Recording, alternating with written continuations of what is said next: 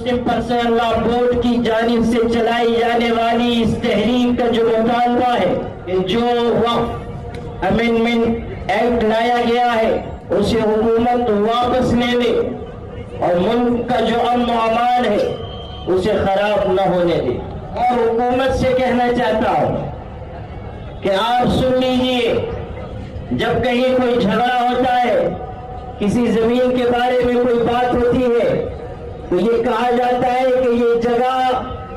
نہ میرے باپ کی ہے نہ تمہارے باپ کی ہے،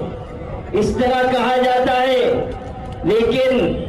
وقف کے بارے میں ہم یہ کہتے ہیں کہ وقف کی زمین کسی کے باپ کی نہیں ہے، البتہ ہمارے باپ کی ضرور ہے۔ جو وقف جائیدادیں ہیں وہ ہمارے باپ دادا کی دی ہوئی جائیدادیں، ہمارے باپ دادا کا عطا کیا ہوا سرمایہ ہے۔